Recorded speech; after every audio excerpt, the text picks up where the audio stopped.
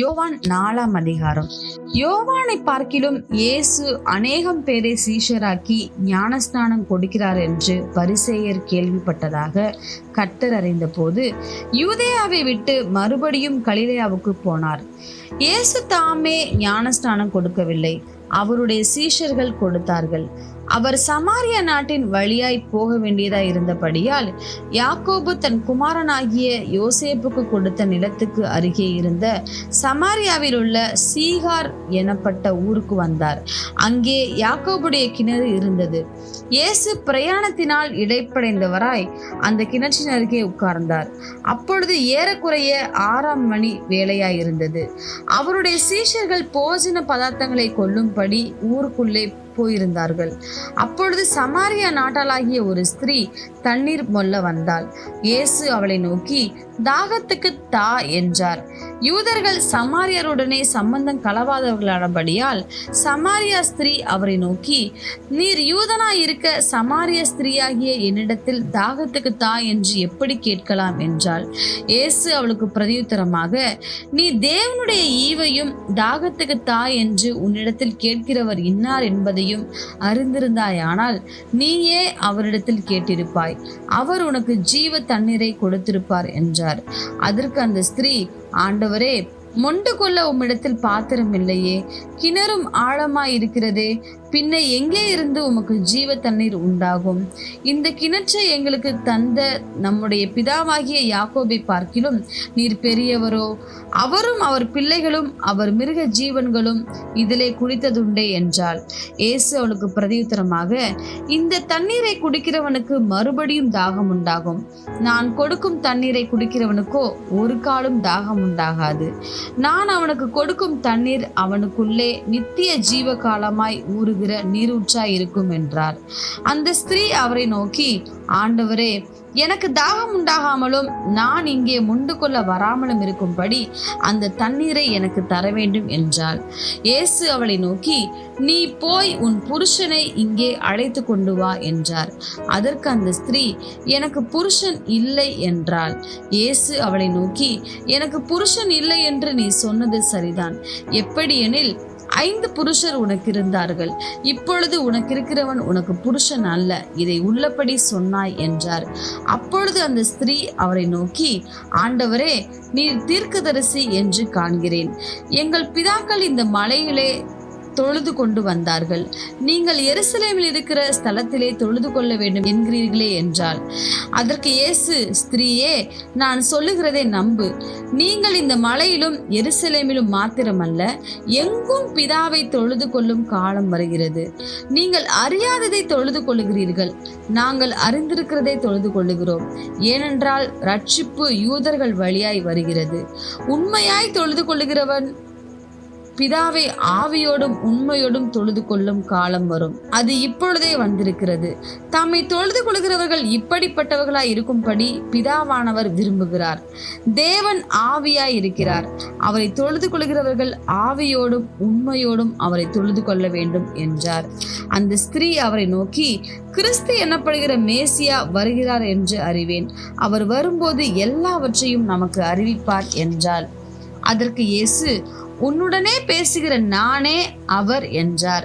அத்தருணத்தில் அவருடைய சீஷர்கள் வந்து அவர் ஸ்திரீயுடனே பேசுகிறதை பற்றி ஆச்சரியப்பட்டார்கள்.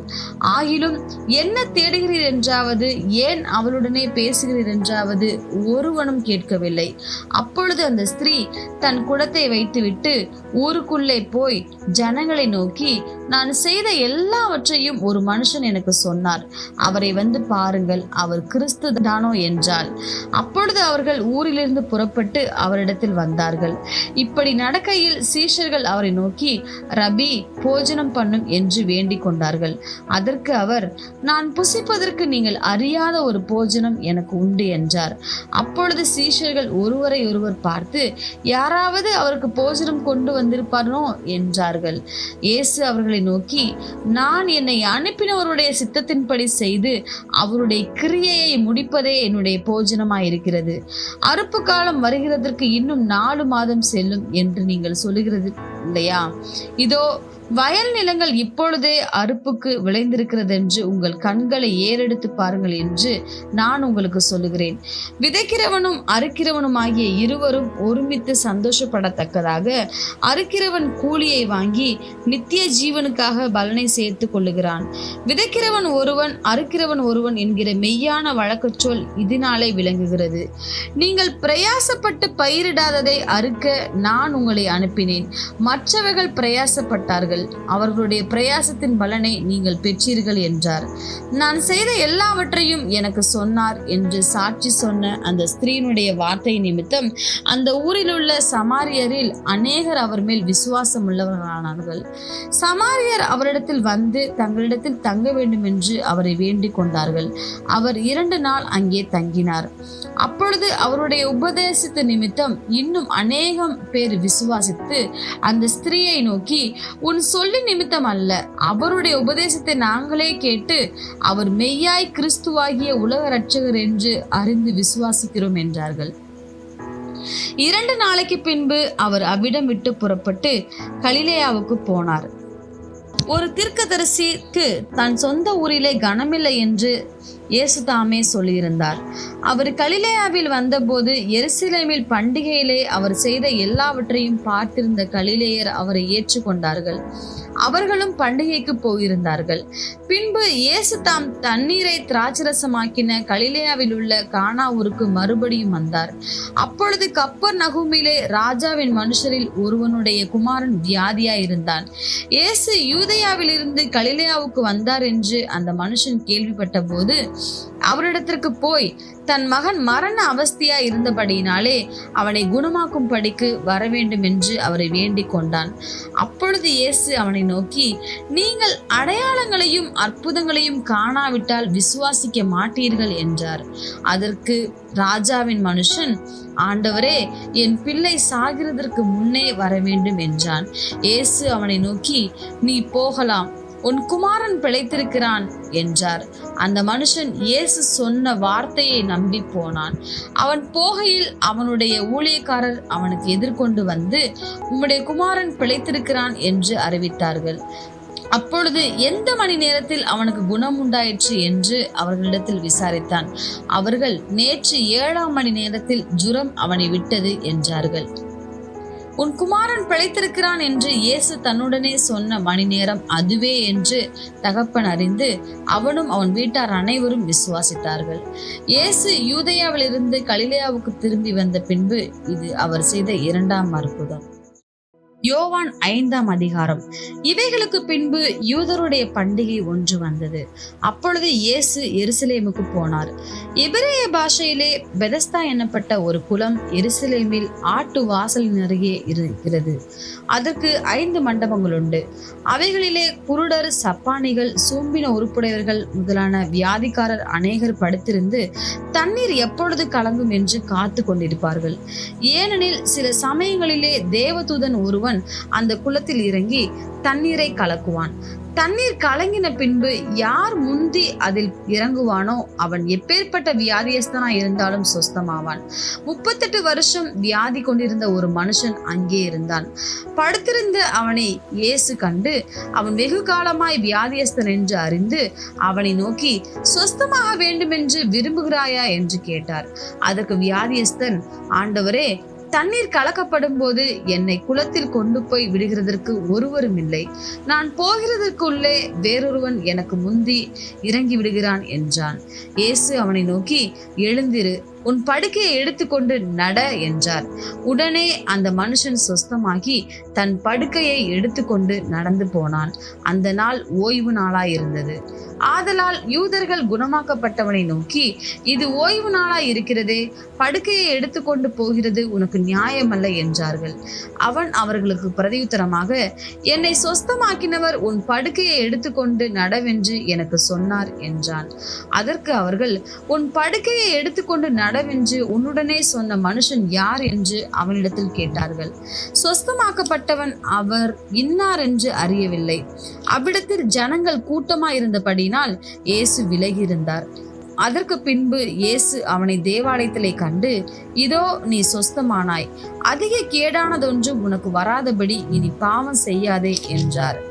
அந்த மனுஷன் போய் தன்னை சொஸ்தமாக்கினவர் இயேசு என்று யூதர்களுக்கு அறிவித்தான்.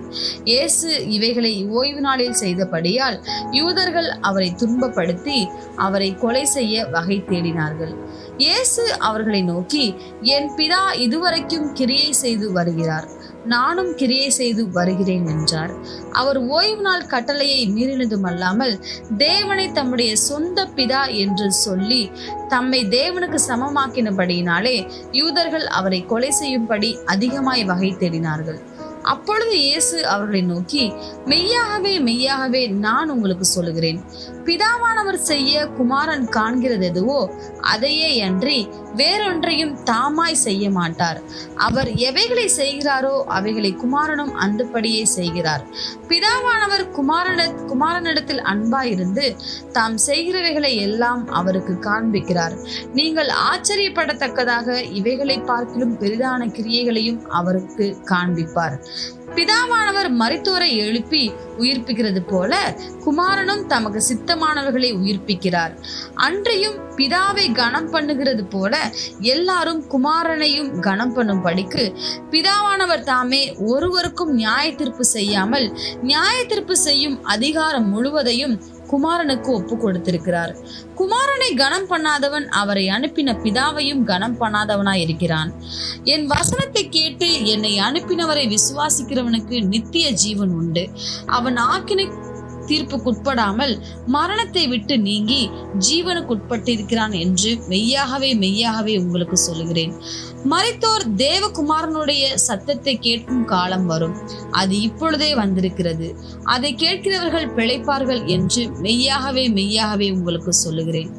ஏனெனில் பிதாவானவர் தம்மில் தாமே ஜீவனுடையவராய் இருக்கிறது போல குமாரனும் தம்மில் தாமே ஜீவனுடையவராய் இருக்கும்படி அருள் செய்திருக்கிறார். அவர் மனுஷகுமாரனாய் இருக்கிறபடியால் நியாய தீர்ப்பு செய்யும் படிக்கு அதிகாரத்தையும் அவருக்கு கொடுத்திருக்கிறார். இதை குறித்து நீங்கள் ஆச்சரியப்பட வேண்டாம். ஏனென்றால் பிரேத குழிகளில் உள்ள அனைவரும் அவருடைய சத்தத்தை கேட்கும் காலம் வரும். அப்பொழுது நன்மை செய்தவர்கள் ஜீவனை அடையும்படி எழுந்திருக்கிறவர்களாகவும் தீமை செய்தவர்கள் ஆக்கினையை அடையும்படி எழுந்திருக்கிறவர்களாகவும் புறப்படுவார்கள். நான் என் சுயமாய் ஒன்றும் செய்கிறதில்லை, நான் கேட்கிறபடியே நியாயம் தீர்க்கிறேன். எனக்கு சித்தமானதை நான் தேடாமல் என்னை அனுப்பின பிதாவுக்கு சித்தமானதையே நான் தேடுகிறபடியால் என் தீர்ப்பு நீதியாய் இருக்கிறது. என்னை குறித்து நானே சாட்சி கொடுத்தால் என் சாட்சி மெய்யாயிராது. என்னை குறித்து சாட்சி கொடுக்கிறவர் வேறொருவர் இருக்கிறார். அவர் என்னை குறித்து கொடுக்கிற சாட்சி மெய்யான சாட்சி என்று அறிந்திருக்கிறேன். நீங்கள் யோவானிடத்தில் ஆள் அனுப்பி விசாரித்தீர்கள், அவன் சத்தியத்திற்கு சாட்சி கொடுத்தான். நான் ஏற்றுக்கொள்கிற சாட்சி மனுஷனுடைய சாட்சி அல்ல, நீங்கள் ரட்சிக்கப்படுவதற்காகவே இவைகளை சொல்லுகிறேன். அவன் எரிந்து பிரகாசிக்கிற விளக்காயிருந்தான். நீங்களும் சில காலம் அவன் வெளிச்சத்திலே களிகூற மனதாயிருந்தீர்கள். யோவானுடைய சாட்சியை பார்க்கிலும் மேன்மையான சாட்சி எனக்கு உண்டு. அதென்னவெனில், நான் நிறைவேறும் படிக்கு பிதாவானவர் எனக்கு கற்பித்ததும் நான் செய்து வருகிறதுமான கிரியைகளே பிதா என்னை அனுப்பினார் என்று என்னை குறித்து சாட்சி கொடுக்கிறது. என்னை அனுப்பின பிதா தாமே என்னை குறித்து சாட்சி கொடுத்திருக்கிறார். நீங்கள் ஒரு காலம் அவர் சத்தத்தை கேட்டதும் இல்லை, அவர் ரூபத்தை கண்டதும் இல்லை. அவர் அனுப்பினவரை நீங்கள் விசுவாசியாதபடியால் அவருடைய வசனம் உங்களில் தரித்திருக்கிறதும் இல்லை. வேத வாக்கியங்களை ஆராய்ந்து பாருங்கள், அவைகளால் உங்களுக்கு நித்திய ஜீவன் உண்டென்று எண்ணுகிறீர்களே. என்னை குறித்து சாட்சி கொடுக்கிறவைகளும் அவைகளே. அப்படி இருந்தும் உங்களுக்கு ஜீவன் உண்டாகும்படி என்னிடத்தில் வர உங்களுக்கு மனதில்லை. நான் மனுஷரால் மகிமையை ஏற்றுக்கொள்கிறதில்லை. உங்களில் தேவ அன்பு இல்லை என்று உங்களை அறிந்திருக்கிறேன். நான் என் பிதாவின் நாமத்தினாலே வந்திருந்தும் நீங்கள் என்னை ஏற்றுக்கொள்ளவில்லை. வேறொருவன் தன் சுய நாமத்தினாலே வந்தால் அவனை ஏற்றுக்கொள்வீர்கள். தேவனாலே மாத்திரம் வருகிற மகிமையை தேடாமல் ஒருவரால் ஒருவர் மகிமையை ஏற்றுக்கொள்ளுகிற நீங்கள் எப்படி விசுவாசிப்பீர்கள்? பிதாவினிடத்தில் நான் உங்கள் மேல் குற்றம் சாட்டுவேன் என்று நினையாதிருங்கள். நீங்கள் நம்புகிற மோசேயே உங்கள் மேல் குற்றம் சாட்டுவான். நீங்கள் மோசேயை விசுவாசித்தீர்களானால் என்னையும் விசுவாசிப்பீர்கள். அவன் என்னை குறித்து எழுதியிருக்கிறானே, அவன் எழுதின வாக்கியங்களை நீங்கள் விசுவாசியாமல் இருந்தால் நான் சொல்லுகிற வசனங்களை எப்படி விசுவாசிப்பீர்கள் என்றார். யோவான் 6ஆம் அதிகாரம். இவைகளுக்கு பின்பு இயேசு திபேரியா கடல் என்னப்பட்ட கலிலேயா கடலின் அக்கறைக்கு போனார். அவர் வியாதிக்காரரிடத்தில் செய்த அற்புதங்களை திரளான ஜனங்கள் கண்டபடியால் அவருக்கு பின் சென்றார்கள். இயேசு மலையின் மேல் ஏறி அங்கே தம்முடைய சீஷருடனே கூட உட்கார்ந்தார். அப்பொழுது யூதருடைய பண்டிகையாகிய பஸ்கா சமீபமாயிருந்தது. இயேசு தம்முடைய கண்களை ஏறெடுத்து திரளான ஜனங்கள் தம்மிடத்தில் வருகிறதை கண்டு பிலிப்புவை நோக்கி, இவர்கள் சாப்பிடத்தக்கதாக அப்பங்களை எங்கே கொள்ளலாம் என்று கேட்டார். தாம் செய்ய போகிறதை அறிந்திருந்தும் அவனை சோதிக்கும்படி இப்படி கேட்டார். பிலிப்பு அவருக்கு பிரதியுத்தரமாக, இவர்களில் ஒவ்வொருவனும் கொஞ்சம் கொஞ்சம் எடுத்துக்கொண்டாலும் 200 பணத்து அப்பங்களும் இவர்களுக்கு போதாதே என்றான். அப்பொழுது அவருடைய சீஷரில் ஒருவனும் சீமோன் பேதுருவின் சகோதரனுமாகிய அந்திரேயா அவரை நோக்கி, இங்கே ஒரு பையன் இருக்கிறான். அவன் கையில் 5 வார்கோதுமை அப்பங்களும் 2 மீன்களும் உண்டு. ஆனாலும் அவைகள் இத்தனை ஜனங்களுக்கு எம்மாத்திரம் என்றான். இயேசு, ஜனங்களை உட்கார வையுங்கள் என்றார். அந்த இடம் மிகுந்த புல்லுள்ளதாய் இருந்தது.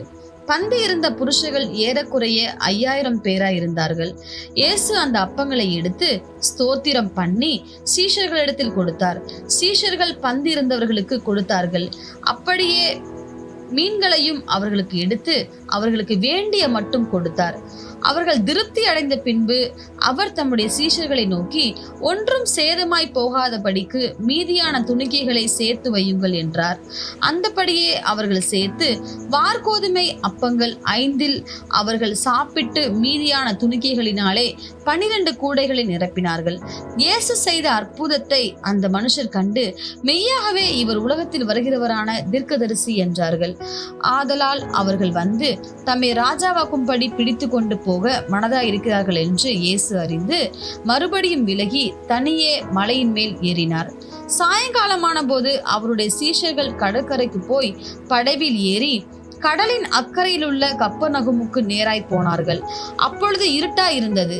இயேசுவும் அவர்களிடத்தில் வராதிருந்தார். பெருங்காற்று அடித்தபடியினாலே கடல் கொந்தளித்தது. அவர்கள் ஏறக்குறைய 3-4 மைல் தூரம் தண்டு வலித்து போன பொழுது இயேசு கடலின் மேல் நடந்து படவுக்கு சமீபமாய் வருகிறதை கண்டு பயந்தார்கள். அவர்களை அவர் நோக்கி, நான் தான், பயப்படாதிருங்கள் என்றார். அப்பொழுது அவரை படவில் ஏற்றிக்கொள்ள மனதாயிருந்தார்கள். உடனே படவு அவர்கள் போகிற கரையை பிடித்தது. மறுநாளில் கடலின் அக்கறையிலே நின்ற ஜனங்கள் அவருடைய சீஷர் ஏறின அந்த ஒரே படவு தவிர அங்கே வேறொரு படவும் இருந்ததில்லை என்றும், இயேசு தம்முடைய சீஷருடனே கூட படவில் ஏறாமல் அவருடைய சீஷர் மாத்திரம் போனார்கள் என்றும் அறிந்தார்கள். கர்த்தர் ஸ்தோத்திரம் செய்த பின்பு அவர்கள் அப்பம் சாப்பிட்ட இடத்துக்கு சமீபமாய் திபேரியாவில் இருந்து வேறே படவுகள் வந்தது. அப்பொழுது இயேசுவும் அவருடைய சீஷரும் அங்கே இல்லாததை ஜனங்கள் கண்டு உடனே அந்த படவுகளில் ஏறி இயேசுவை தேடிக்கொண்டு கப்பர்நகூமுக்கு வந்தார்கள். கடலின் அக்கறையிலே அவர்கள் அவரை கண்டபோது, ரபி, நீர் எப்பொழுது இவ்விடம் வந்தீர் என்று கேட்டார்கள். இயேசு அவர்களுக்கு பிரதியுத்தரமாக, நீங்கள் அற்புதத்தை கண்டதினால் அல்ல, நீங்கள் அப்பம் புசித்து திருப்தியானதினாலேயே என்னை தேடுகிறீர்கள் என்று மெய்யாகவே மெய்யாகவே உங்களுக்கு சொல்லுகிறேன். அழிந்து போகிற போஜனத்திற்காக அல்ல, நித்திய ஜீவன் வரைக்கும் நிலை நிற்கிற போஜனத்திற்காகவே கிரியை நடப்பியுங்கள். அதை மனுஷகுமாரன் உங்களுக்கு கொடுப்பார். அவரை பிதாவாகிய தேவன் முத்திரித்திருக்கிறார் என்றார். அப்பொழுது அவர்கள் அவரை நோக்கி, தேவனுக்கேற்ற கிரியைகளை நடப்பிக்கும்படி நாங்கள் என்ன செய்ய வேண்டும் என்றார்கள்.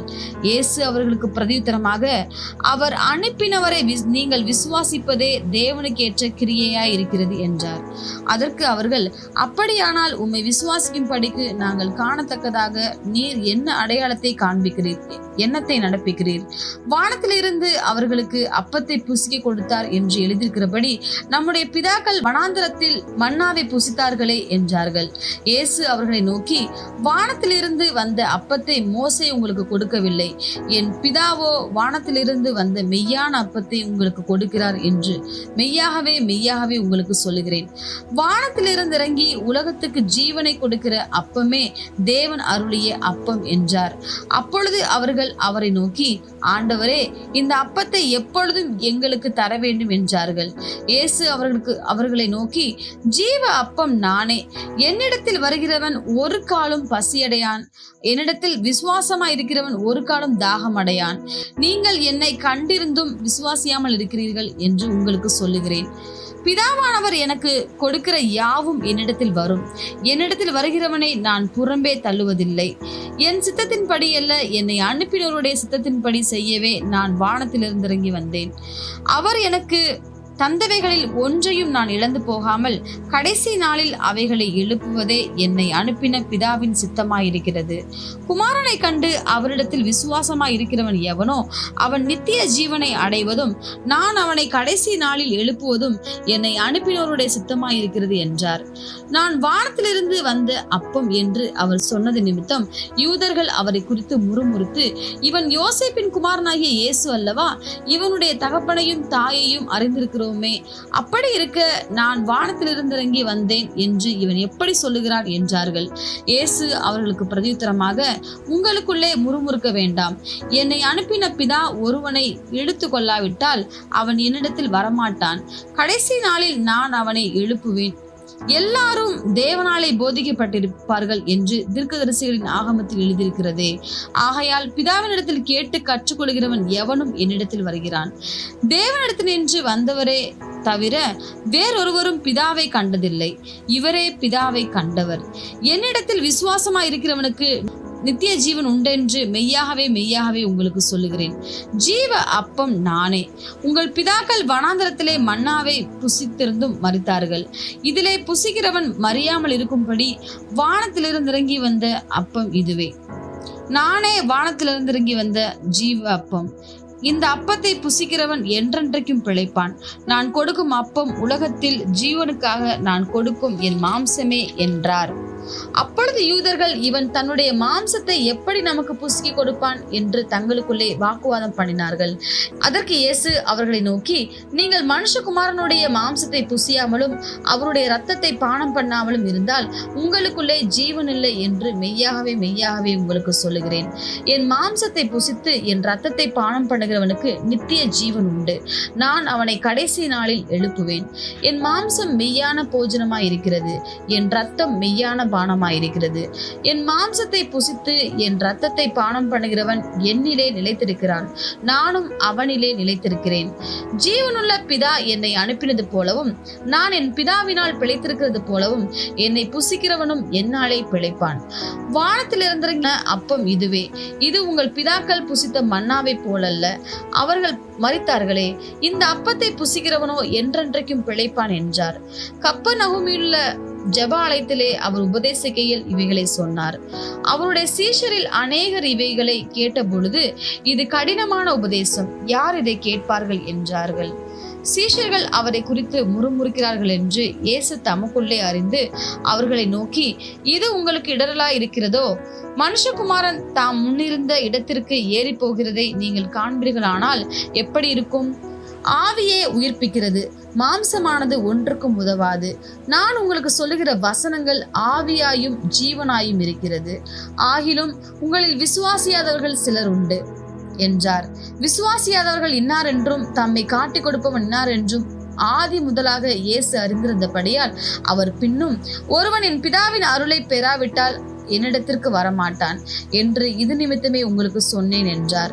அது முதல் அவருடைய சீஷரில் அநேகர் அவருடனே கூட நடவாமல் பின்வாங்கி போனார்கள். அப்பொழுது இயேசு 12 நோக்கி, நீங்களும் போய்விட மனதா இருக்கிறீர்களோ என்றார். சீமோன் பேதுரு அவருக்கு பிரதியுத்தரமாக, ஆண்டவரே, யாரிடத்தில் போவோம்? நித்திய ஜீவ வசனங்கள் உம்மிடத்தில் உண்டே. நீர் ஜீவனுள்ள தேவனுடைய குமாரனாகிய கிறிஸ்து என்று நாங்கள் விசுவாசித்தும் அறிந்தும் இருக்கிறோம் என்றான். இயேசு அவர்களை நோக்கி, 12 உங்களை நான் தெரிந்து கொள்ளவில்லையா? உங்களுக்குள்ளும் ஒருவன் பிசாசாய் இருக்கிறான் என்றார்.